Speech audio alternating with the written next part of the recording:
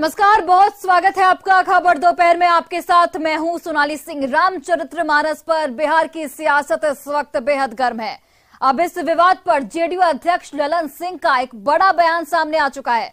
मानस विवाद पर जेडीयू का स्टैंड क्लियर है। ललन सिंह की ओर से यह कहना है, कौन क्या बोलता है इससे मतलब नहीं है। ललन सिंह ये भी कहते हैं, आरजेडी के नेता क्या बोलते हैं ये उनका अंदरूनी मामला है। तो ललन सिंह की ओर से ये बड़ा बयान इस पूरे विवाद को लेकर दिया गया है। ललन सिंह कहते हैं कि कौन क्या बोलता है उससे कोई मतलब नहीं है। जेडीयू का अपना एक अलग स्टैंड है और आरजेडी के नेता क्या कुछ बोलते हैं, उनकी तरफ से किस तरीके की बयानबाजी की जाती है, ये उनका अंदरूनी मामला है। इस वक्त हमारे साथ मौजूद हैं जेडीयू के राष्ट्रीय अध्यक्ष ललन सिंह। सर, बिहार सरकार के मंत्री हैं, शिक्षा मंत्री, उन्होंने रामचरितमानस को जो लेकर दिया है उसके बाद काफी विवाद बढ़ गया है। देखिए, ये तो शिक्षा मंत्री जी ने जो बयान दिया है ये तो राष्ट्रीय जनता दल का आंतरिक मामला है और राष्ट्रीय जनता दल का जो नेतृत्व है उनको इस पर विचार करना है। लेकिन जहां तक जनता दल यू का सवाल है, जनता दल यू का स्पष्ट मानना है और हमारी स्पष्ट विचारधारा है कि सभी धर्मों का सम्मान करना, सभी धर्म के को मानने वाले लोगों का सम्मान करना और सभी धर्मों के जो धर्म ग्रंथ हैं उनका सम्मान करना। तो हम लोग सबों का सम्मान करते हैं और इसलिए आप लोगों ने देखा होगा कि माननीय मुख्यमंत्री नीतीश कुमार जी ने जब बिहार में न्याय के साथ विकास का नारा दिया तो न्याय के साथ विकास का मतलब ही यही था कि सभी धर्म के प्रति न्याय, सभी धर्म को समान रूप से देखना। तो हम लोग तो सभी धर्मों को समान रूप से देखते हैं और सभी धर्म ग्रंथ का सम्मान करते हैं और करना चाहिए। तो जेडीयू के राष्ट्रीय अध्यक्ष ललन सिंह ने साफ कर दिया है कि जेडीयू का स्टैंड क्या है रामचरितमानस को लेकर। उन्होंने अपना स्टैंड साफ कर दिया। अब आरजेडी की तरफ से जो शिक्षा मंत्री ने बयान दिया है वो आरजेडी को तय करना है कि इस पूरे मामले पर क्या एक्शन लेती है। कैमरामैन मनीष जुनेजा के साथ आनंद अमृतराज, न्यूज 18 नेटवर्क, पटना। और इधर जेडीयू संसदीय बोर्ड के अध्यक्ष उपेंद्र कुशवाहा ने सीधे आरजेडी पर बीजेपी को फायदा पहुंचाने के लिए रामचरितमानस पर बयान देने का आरोप लगाया है। जेडीयू संसदीय बोर्ड के अध्यक्ष उपेंद्र कुशवाहा ने कहा कि शिक्षा मंत्री चंद्रशेखर के बयान से बीजेपी को ही फायदा पहुंच रहा है और शिक्षा मंत्री को आरजेडी के समर्थन से साफ है कि आरजेडी बीजेपी के करीब जा रहा है। कुशवाहा ने तुरंत ऐसे बयानों पर रोक लगाए जाने की मांग की है और शिक्षा मंत्री चंद्रशेखर पर कार्रवाई की मांग की है। सियासत में मकर संक्रांति के बाद हलचल की बात हो रही है और इसकी कई वजह हैं, लेकिन इसमें एक बड़ी वजह माने जा रहे हैं उपेंद्र कुशवाहा। इस वक्त हमारे साथ उपेंद्र कुशवाहा मौजूद है और इनके टेबल पर एक किताब रखा हुआ है, प्रयोगधर्मी विकास शिल्पी नीतीश कुमार। शायद उपेंद्र कुशवाहा इस किताब को पढ़ भी रहे होंगे। क्या कुशवाहा जी पढ़ा इसको? एक सज्जन ने जिन्होंने लिखा है उन्होंने मुझको कल परसों यह किताब दी है, तो कुछ ऊपर के पन्ने हमने पलटे हैं। पूरी किताब तो अभी नहीं पढ़ी है लेकिन पढ़ रहे हैं। समझा कुछ? देखिए, नीतीश कुमार जी के बारे में हम तो आज से नहीं वर्षों से जान रहे हैं, तो जो कुछ भी लिखा है उससे कम हम पहले से भी नहीं जानते हैं और बाकी कुछ नई बात होगी, पूरी किताब पढ़ेंगे तो पता चलेगा। तो नीतीश कुमार को आपने इतना समझा, नीतीश कुमार पर आपके जो सहयोगी पार्टी के एक मंत्री हैं उन्होंने जिस तरीके से बयान दिया, बाद में उन्हें मंत्रिमंडल से हटा दिया गया, जिस पर कार्रवाई की बात आप कर रहे थे। अब दूसरे मंत्री ने रामचरितमानस को लेकर जो कह दिया है, इसके बाद असहज स्थिति बताई जा रही है। निश्चित रूप से पार्टी की असहज स्थिति खासकर हमारी पार्टी की बनती ही है ऐसे बयानों से, और हमारी पार्टी की क्या असहज स्थिति बनेगी इससे भी बड़ी बात है कि जो कुछ भी लोग बोल रहे हैं उससे सीधे तौर पे भारतीय जनता पार्टी को फायदा पहुंच रहा है। अब माननीय शिक्षा मंत्री जी ने जिस तरह से कहा, जिस विषय पर कहा, इस विषय पर बहस होगी तो स्वाभाविक रूप से ऐसा एजेंडा तो बीजेपी का एजेंडा होता है, तो बीजेपी के एजेंडा पर हम बात करने लगे तो इसका मतलब कि बीजेपी के फील्ड में जाकर उनकी पिच पर खेलना हो गया और उनकी पिच पर हम जाकर खेलेंगे तो स्वाभाविक रूप से बीजेपी लाभ में होगी। और आरजेडी के नेता भी इस बात को महसूस कर रहे हैं कि बीजेपी को ही लाभ पहुंच रहा है। वैसी परिस्थिति में इन लोगों की बयानबाजी पर रोक क्यों नहीं लग रही है? तो इसका तो अर्थ यह भी होता है कि कहीं ना कहीं बाहर में बोलने के लिए जो बोले राष्ट्रीय जनता दल के नेता लोग, लेकिन जो एक आरोप है लोगों के बीच में, एक आशंका रहती है कि भारतीय जनता पार्टी से कहीं न कहीं अंदर खाने मिलीभगत जैसी स्थिति होती है इन लोगों की, क्योंकि भारतीय जनता पार्टी से कुछ राहत भी लेनी है। तो यह जो आशंका है, इस आशंका से को और बल मिलता है। इसलिए हम कहेंगे कि अविलंब ऐसे बयानों पर रोक लगाने की बात होनी चाहिए और जितनी जल्दी हो उतनी जल्दी रोक लगे, नहीं तो इसका नुकसान रोज हो रहा है। तो ये थे हमारे साथ जेडीयू संसदीय बोर्ड के राष्ट्रीय अध्यक्ष उपेंद्र कुशवाहा, जिन्होंने इशारों में आरजेडी पर एक गंभीर आरोप लगा दिया है। कैमरामैन मनीष जोनेरा के साथ आनंद अमृतराज, न्यूज 18 नेटवर्क, पटना। तो वहीं रामचरितमानस पर शिक्षा मंत्री के विवादित बयान को लेकर पटना के राजवंशी नगर के हनुमान मंदिर में जेडीयू प्रवक्ता और एमएलसी नीरज कुमार के साथ कई जेडीयू नेताओं ने रामचरितमानस का पाठ किया। इन नेताओं ने जता दिया कि रामचरितमानस विवाद का विषय बिल्कुल नहीं है, बल्कि आस्था का विषय है।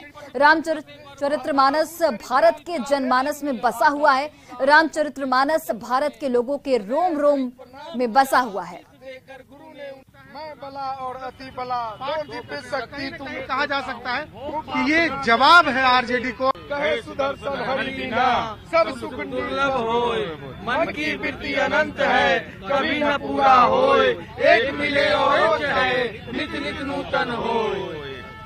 जिस तन में राम निवास करे वहाँ काम कहाँ से आएगा, गंगा की धारा में कैसे पापी बच पाएगा। चिंतन से राम उपजता है, चिंता से काम का नाता है, सत्कर्म से जीवन बढ़ता है, दुष्कर्म से जीवन खाता है। दुष्कर्म जीवन को खाता है, ये संदर्भ कहाँ मिलेगा?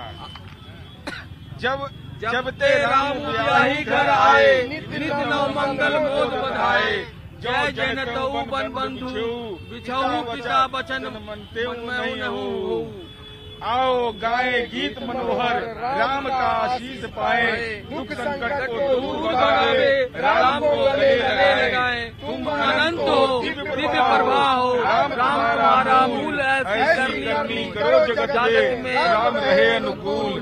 मत कहना कि संत ने राह नहीं बतलाया, फिर कहता हूँ राम सत्य है शेष जगत की माया।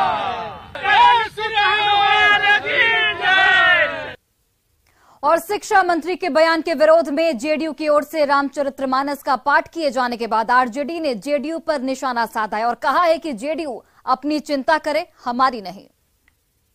राम के नाम पर राजनीति करने वाले, राम भगवान रामचरितमानस पर विवाद खड़े करने वाले, रामचरितमानस को समझने वाला पात्र नहीं हो सकते।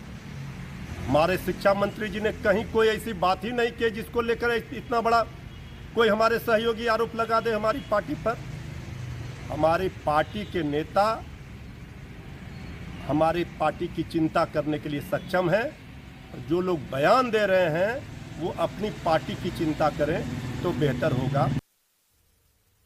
और इधर शिक्षा मंत्री चंद्रशेखर के रामचरितमानस पर टिप्पणी के बाद अब विरोध पूरे देश में होने लगा है। जेडीयू के बाद बीजेपी नेताओं ने भी रामचरितमानस का पाठ किया, वो भी तस्वीरें आप देखिए। तो रामचरितमानस के अपमान पर सियासत तेज हो गई है। पूरे देश में अब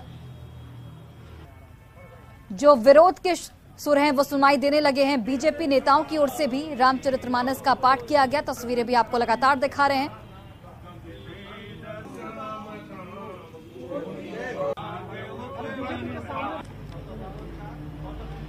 इसको लाउड करके बना लो ना एक जगह।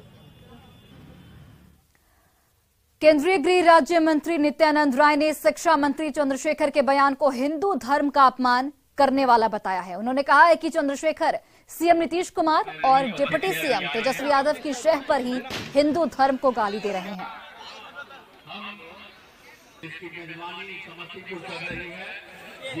व्यक्ति की बुद्धि भ्रष्ट हो जाती है, जो हो चुकी है चंद्रशेखर जी का, और वह बोल रहे हैं तो हमको पता है।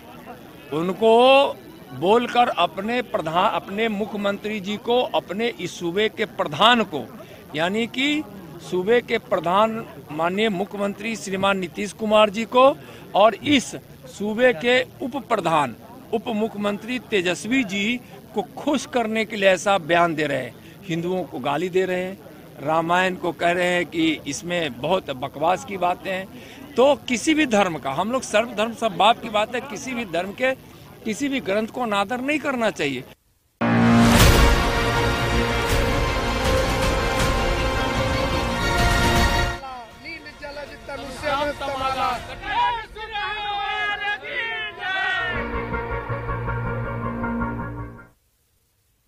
और बड़ी खबर जमशेदपुर से है, जहां पर मानगो में आपसी विवाद में जमकर गोलीबारी और चाकूबाजी की खबर सामने आई है। इस घटना में अपराधियों ने एक युवक को 4 गोलियां मार दी हैं। गंभीर हालत में उसे इलाज के लिए टीएमएच में भर्ती कराया गया है। घायल युवक की पहचान मानगो के रहने वाले मोहम्मद शब्बीर के रूप में की गई है। परिजनों ने इलाके में के कुछ ही लोगों पर आरोप लगाया है। आपको बताते चले कि कुछ ही लोगों को आरोपी बताया गया है। पुलिस फिलहाल इस पूरे मामले की छानबीन में जुट गई है। तो अपराधियों ने एक युवक को 4 गोलियां यहां पर मार दी। फिलहाल युवक का अस्पताल में इलाज जारी है। मतलब ऐसे कुछ हुआ था बात विवाद में, तो मारा पीटी हुआ था। इस बार शायद वहाँ पे शायद अभी सुना, जैसे हमको भी कंफर्म नहीं है किसने गोली मारी है, शायद उन्होंने ही मारी होगी, क्योंकि उन्हीं के इलाका है, वही उन्हीं की रोड है वहाँ पे। और छपरा के एसपी ने साजिश के तहत छपरा रिमांड होम में होमगार्ड जवान की हत्या की बात कही है। एसपी ने कहा कि कुछ कैदियों ने भागने की साजिश के तहत होमगार्ड जवान चंद्रभूषण सिंह की हत्या की है। पुलिस ने हत्या में इस्तेमाल चाकू को भी बरामद किया है। साथ ही पुलिस सीसीटीवी फुटेज के आधार पर कांड में शामिल आरोपियों की पहचान का भी दावा कर रही है। दरअसल छपरा के भगवान बाजार रिमांड होम में बाल कैदियों ने चाकू से हमला कर होमगार्ड के जवान की हत्या कर दी है। बताया ये जा रहा है कि होमगार्ड जवान चंद्रभूषण सिंह वार्ड को देखने के लिए पहुंचे थे, जहां बाल कैदी पहले से उनकी पिटाई कर रहे थे। फिर चाकू उन्हें मार दिया गया। आनन फानन में जवान को अस्पताल पहुंचाया गया, जहां डॉक्टरों ने उन्हें मृत घोषित कर दिया। तो अभी तक जो प्रारंभिक अनुसंधान में जो चीज़ें आई हैं कि यहाँ पर जो विधि विरुद्ध बालक अभिरक्षा में हैं, उन्हीं के द्वारा सुनियोजित ढंग से प्लान करके इनकी प्लानिंग थी कि यहाँ से भागने का प्रयास करने का, उसमें इनके द्वारा जो है ये घटना कारित की गई है। अभी मामला अनुसंधान अंतर्गत है। क्या इसकी डिटेल्स हैं, किस प्रकार से ये लोग वेपन अंदर लेकर गए, सभी बिंदुओं पे पुलिस जांच कर रही है। हथियार बरामद हुआ है? हथियार बरामद हुआ है। छपरा में 24 घंटे में 2 होमगार्ड जवानों की हत्या को लेकर होमगार्ड संघ बेहद आक्रोशित है। शुक्रवार को डोरीगंज में बालू लदे ट्रक से कुचलकर होमगार्ड जवान बिहार गिरी की मौत हो गई थी। वहीं आज रिमांड होम में होमगार्ड जवान चंद्रभूषण सिंह की चाकू मारकर हत्या कर दी गई। हत्या से नाराज होमगार्ड संघ ने प्रशासन को 24 घंटे का अल्टीमेटम दिया है। साथ ही कार्रवाई नहीं करने पर कामकाज ठप करने की चेतावनी दी गई है।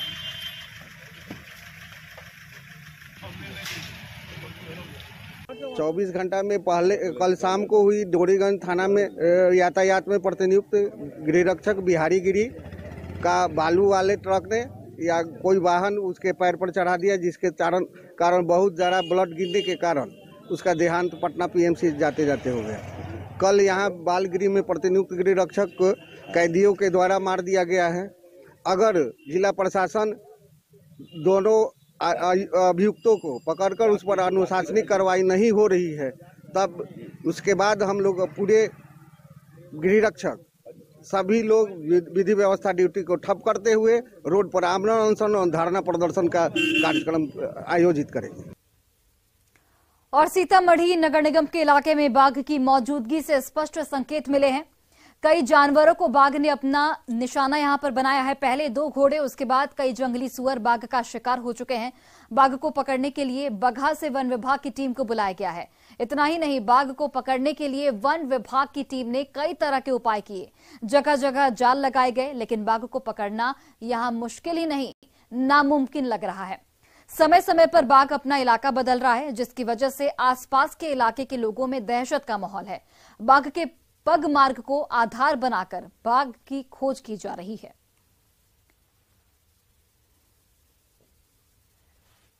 मार्ग देखें तो वह जो है बाघ का ही है, और अभी सुबह से लेकर के अभी तक जो है ना उसी के पग मार्ग के चिन्ह के सहारे हम लोग आगे बढ़ रहे हैं उसको खोजने के लिए। हम लोगों को जानकारी मिली है कि शुगर को है ना बाघ जो है मार दिया है, तो उसका सिर्फ ऊपर का पोर्शन बचा हुआ है, बाकी सब खा गया हुआ है। और एगो को जो मारा हुआ है देख रहे हैं कि पूरा अंदर का सारा सिस्टम खा गया और बाहर का जो बचा हुआ है वैसा ही पड़ा हुआ है, उसका दाग पूरा बुझाते पैर का दाग हुआ है। और सीतामढ़ी के रेगा मिल चौक पर ट्रैक्टर का ढाला चढ़ने के बाद भी एक शख्स सुरक्षित बच गया। घटना का वीडियो सीसीटीवी कैमरे में कैद हो गया है। वीडियो में आप साफ तौर पर देख सकते हैं कि सड़क पर कई वाहनों की लंबी लाइन है, जिसमें साइकिल पर सवार एक शख्स का अचानक से संतुलन बिगड़ जाता है और वो गिरकर ट्रैक्टर के नीचे चला जाता है। इस दौरान ट्रैक्टर का पिछला हिस्सा जो है वो उसके ऊपर से गुजर जाता है, लेकिन उसे कुछ होता नहीं है। और इसी को कहते हैं कि जाको राखे साइयां, मार सके ना कोई।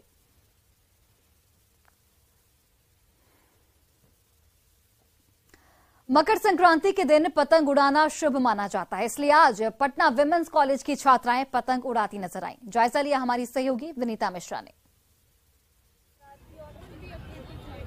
मकर संक्रांति का त्योहार ठंड के मौसम में आता है। ठंड के मौसम में त्वचा सूखी हो जाती है और सूखी त्वचा के लिए भगवान सूर्य का प्रकाश बहुत जरूरी होता है। कहते हैं कि मकर संक्रांति में सूर्य उत्तरायण होते हैं और उत्तरायण सूर्य का प्रकाश औषधि का काम करता है। यही वजह है कि उस दिन पतंग उड़ाने की परंपरा रही है। पतंग उड़ाना शुभ माना जाता है और पतंग को लेकर पटना वुमेन्स कॉलेज में तैयारियां भी की गई है। यहाँ साफ तौर पर आप देख सकते हैं पटना वुमेन्स कॉलेज की तमाम छात्राओं ने एक से बढ़कर एक पतंग बनाए हैं।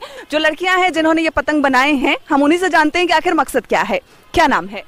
मेरा नाम वरीशा फ्रॉम इंग्लिश डिपार्टमेंट। आज हम लोग के कॉलेजेस में ऑर्गेनिक मकर संक्रांति मनाया गया, जिसमें काइट मेकिंग कंपटीशन ऑर्गेनाइज किया गया, बर्ड फीडर कंपटीशन ऑर्गेनाइज किया गया क्रिएटिव वे में। अगर हम पतंग की बात करें तो पतंग बचपन में कभी उड़ाई हो आप? जी हाँ, उड़ाए हैं। और ऐसा लगता है मकर संक्रांति के दिन एक उत्सव होता है, लोग मिलके पतंग उड़ाते हैं, कैसा लगता है? जी काफ़ी अच्छा लगता है, काफ़ी उत्साह रहता है और हम लोग काफ़ी इस चीज़ में पार्टिसिपेट करने का कोशिश करते हैं और काफ़ी अच्छा लगता है। मुस्कान, मकर संक्रांति के दिन पतंग उड़ाना है? जी बिल्कुल, वही तो त्योहार है, उसी का तो हम उत्साह से वेट करते कि कब मकर संक्रांति और हम कब पतंग उड़ाएं। पतंग तो बन गए हैं, बस उड़ाने का इंतजार है। बस चेहरे खिले हुए हैं और बस इंतजार है कि कब ये पतंग उड़ेगा। मकर संक्रांति बस इसीलिए मनाया जाता है, दही चूड़ा खाएंगे और पतंग उड़ाएंगे, सूर्य की जो औषधीय किरण है उसका लाभ उठाएंगे। विनीता मिश्रा, न्यूज़ 18 पटना। और पटना में धूमधाम से लोहड़ी का पर्व मनाया गया। सिख समुदाय के लोगों ने लाला लाजपत राय भवन में लोहड़ी का त्योहार मनाया। लोहड़ी के गीत पर लोग जमकर झूमते हुए नजर आए।